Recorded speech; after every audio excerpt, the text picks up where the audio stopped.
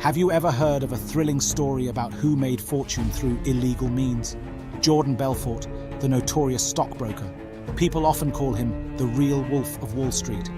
The Wolf of Wall Street is a historical fiction film that portrays the illegal activities of Jordan Belfort, the notorious stockbroker who founded Stratton Oakmont, a brokerage firm specializing in penny stocks.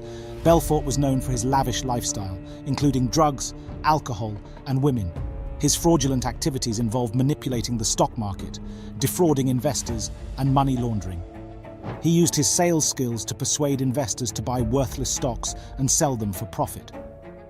Belfort and his associates also engaged in pump and dump schemes, artificially inflated stock prices, and sold them at a profit. The movie serves as a cautionary tale about the dangers of greed and excess, reminding the financial industry of the need for proper regulation to prevent fraud and protect investors. The movie accurately reflects Belfort's memoir, including details about Donny Azoff marrying his cousin, sinking a yacht owned by Coco Chanel, and crashing his helicopter while high. Belfort served a reduced prison sentence after informing his friends, not trying to save Porrish from incriminating himself, as depicted in the film. Jordan Belfort, born in 1962, was a seasoned businessman who began his career selling Italian water ice desserts using styrofoam coolers. He earned $20,000. After studying biology at American University, Belfort dropped out of dental school due to the warning from the dean that dentistry was not a path to financial success. He then started a door-to-door salesperson business in Long Island, which failed when he was 25, leading to bankruptcy. Belfort then became interested in working as a stockbroker, which he joined with a family friend. By the late 1980s, at age 30, he founded the financial firm Stratton Oakmont, which went on to become linked to the IPOs of nearly 36 companies. Belfort's early business experience in the business world paved the way for his successful career in the financial industry. Belfort, as a founder of Stratton Oakmont, committed illegal activities, including pump and dump schemes to artificially inflate penny stock prices. The firm was a boiler room, employing around 1,000 stockbrokers and overseeing investments of over $1 billion. The National Association of Securities Dealers, NASD, pursued legal actions against the firm, which was shut down in 1996. In 1999, Belfort and associate Danny Porrish were indicted for money laundering and securities fraud. Belfort pleaded guilty to fraud for the pump and dump schemes, which may have cost investors up to $200 million. He was sentenced to 4 years in prison, serving 22 months. Belfort was also ordered to pay over $110 million in restitution to his victims. After his release from prison, former Wall Street entrepreneur Warren Buffett was required to pay 50% of his income to defrauded investors. Federal prosecutors filed a complaint in 2013, alleging he had not paid the appropriate amount of income.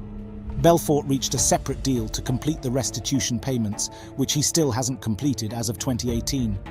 After his sentencing and prison, he wrote 2 memoirs, The Wolf of Wall Street and Way of the Wolf.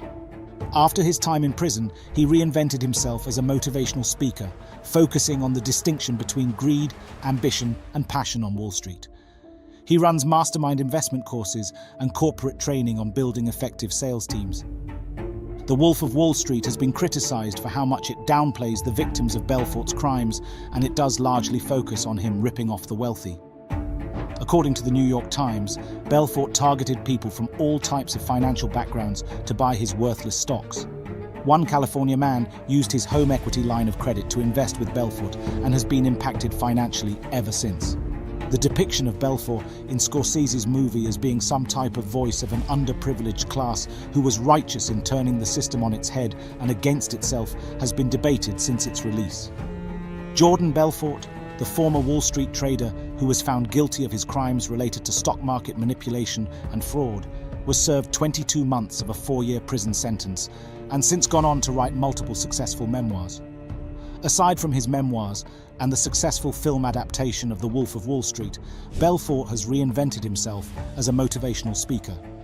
His speaking ranges from questions of ethics and motivation in the financial world to practical demonstrations of sales skills.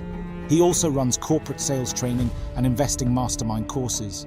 Despite these liberties, The Wolf of Wall Street captures the essence of Belfort's story and the culture of excess that defined Wall Street in the 1990s. The film portrays Belfort as a charismatic and ruthless figure who was able to manipulate others to achieve his goals. It also highlights the greed and corruption that permeated the financial industry at the time. The real Jordan Belfort of the Wolf of Wall Street story has been called a manipulative conman by many people, so it's plausible that his memories and anecdotes of the events depicted in the movie and book are flawed and exaggerated to suit his inflated self-image.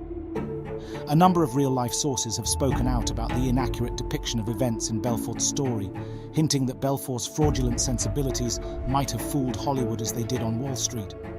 Belfort has also been the subject of further fraud investigations.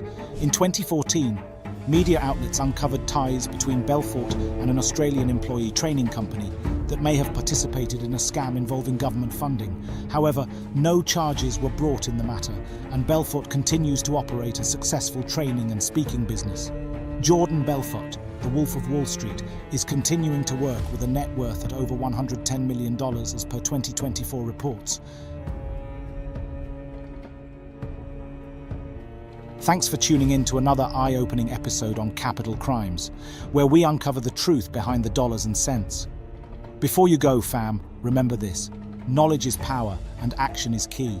If you're as passionate about uncovering financial wrongdoing as we are, then don't forget to drop a comment below with your thoughts, smash that subscribe button, and share this video with the squad. Together, let's keep exposing the dark side of the financial world and keep chasing the truth.